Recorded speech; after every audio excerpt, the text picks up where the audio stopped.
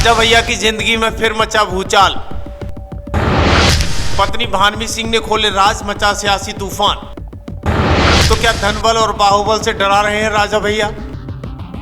जिस महल की दीवारों के पीछे हमेशा सन्नाटा रहा, अब वहीं से चीख निकल रही है। जनसत्ता दल के प्रमुख और कुंडा के दिग्गज विधायक रघुराज प्रताप सिंह उर्फ राजा भैया एक बार फिर निजी जिंदगी को लेकर सुर्खियों में हैं।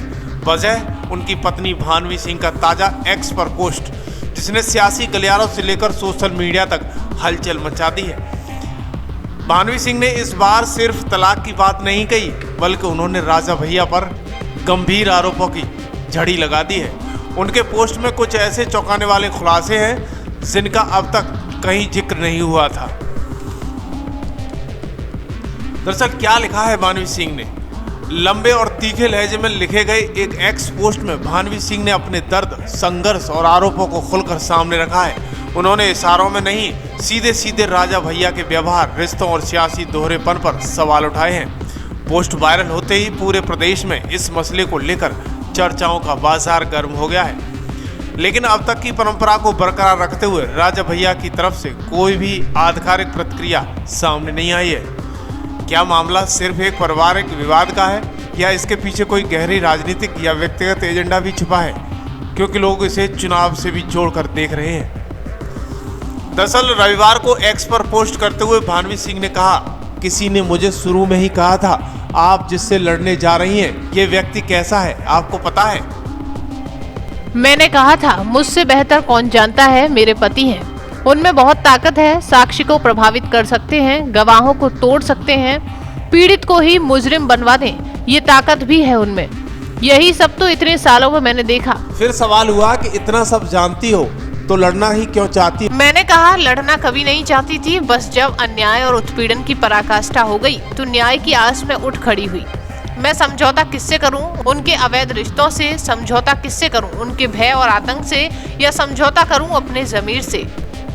उन्होंने कहा कि मुझे पीटा गया, मेरी हड्डियां टूटी, मेरे फेफड़ों में जख्म हुए, मैं सब बर्दाश्त कर लेती अगर एक उम्मीद होती कि शायद ये सुधर जाएंगे। लेकिन उत्पीड़न बढ़ता गया और जान पर बनाई। बच्चों को लेकर क्या क्या सहना पड़ा, बोलना मजबूरी हो गई। अवैध रिश्ता मेरे सब्र पर हर तरफ से भारी पड़ रहा था। मुझे किसी ने कहा कि बच्चे भी टूट जाएंगे तो क्या करोगी? मैंने कहा, कुछ नहीं करूंगी, बच्चों के लिए ही सब कुछ कर रही थी। अगर मुझे कमजोर करने से बच्चे मजबूत होंगे तो मैं बहुत खुश होंगी, लेकिन न्याय की जिस राह को मैंने चुना है उससे नहीं डिगूंगी।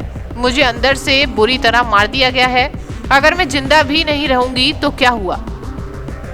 वही भानवी सिंह ने कहा कि दुनिया कहेगी कुछ भी, एक ऐसे व्यक्ति से सच्चाई के लिए लड़ी जिससे हर कोई डरता था।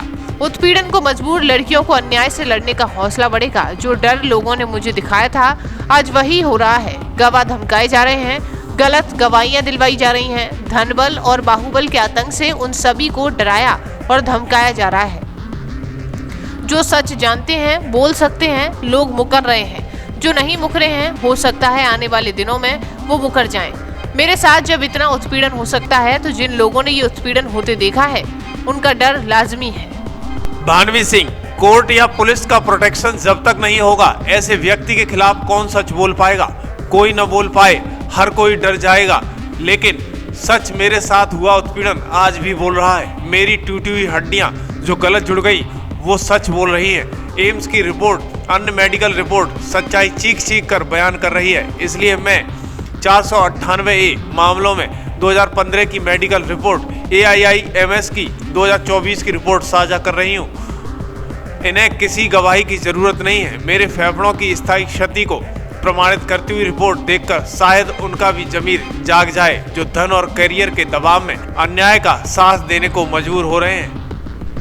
आगे राजा भैया की पत्नी ने कहा, ये सब इसलिए लिख रही हूँ क्योंकि कल जब दिल्ली पुलिस जांच के लिए लखनऊ गई तो मेरे गवाहों को काफिले में आए प्रभावशाली लोगों ने इस कदर धमकाया कि वे डर के चलते पीछे हट गए। सवाल लाजमी है, अगर गवाह ही डर जाएं तो मुझे न्याय कैसे मिलेगा? लेकिन मैंने कई केस को देखा और समझा है, न्याय इतना अंधा नहीं है। पुलिस कोर्ट जरूर देखेगी कि वो गवाही किन लोगों से और किसके खिलाफ लेना चाहती है। क्या गवाहों को कोई संरक्षण मिला है? वे आज गवाही देंगे, कल उनकी हत्या भी हो सकती है। ये डर स्वाभाविक है। जब मैं इतना डरी हुई हूँ तो गवाहों का भी डर लाजमी है। भानवी सिंह ने दावा करते हुए कहा कि ये धमकियां सिर्फ मुझे चुप कराने की नहीं, बल्कि सच्चाई और न्याय की प्रक्रिया को कुचलने की कोशिश है। सवाल बस एक है, क्या एक महिला का पीड़ा सत्ता और शक्ति के आगे यूं ही दबा दी जाएगी? सत्य और न्याय की राह कठिन होती है, लेकिन जीत उन्हीं की होती है जो डटे रहते हैं। मैं अपनों के आचरण से अंदर से टूट जाऊं, लेकिन मेरी न्याय की उम्मीद नहीं टूटी है। कई उदाहरण हैं जब गवाह बाहुबल के आगे झुककर धनबल के आगे मुकर गए हैं। पद और करियर की लालसा में लोगों ने गलत बयानी की है, लेकिन साक्ष्य सब पर पड़ा है। उन्होंने आखिर में कहा कि मुझे उम्मीद है न्याय जरूर होगा। उनके अन्याय और पाप का घड़ा अब भर चुका है। जो लोग डरा रहे हैं, दरअसल वो न्याय से डर रहे हैं। उन्हें डर है कि न्याय हुआ तो उन्हें जेल भी जाना होगा और सच्चाई पूरी दुनिया देखेगी। ईश्वर सब देख रहे हैं। मैं अपनी मेडिकल रिपोर्ट यहाँ साझा कर रही हूँ।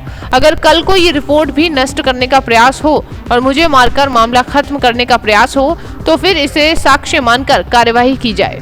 मेरे मरने के बाद भी मेरा पोस्टमार्टम जरूर किया जाए, जिससे कोई सच छिपा न सके। और हाँ, अगर मोदी जी, अमित शाह जी इसकी CBI जांच करवा दें तो बहुत से ऐसे भेद खुलेंगे जो न्याय के लिए और जनहित में भी जरूरी हैं। दोस्तों, आपको क्या लगता है, राजशाही खानदान की पारिवारिक लड़ाई मैदान में आ गई है, जिसमें आने वाले विधानसभा चुनाव 2027 में बड़ा फेरबदल देखने को मिल सकता है? इस पर आपकी क्या राय है? भानवी सिंह को अपनी बात सोशल मीडिया पर रखना सही है या गलत, जरूर बताएं।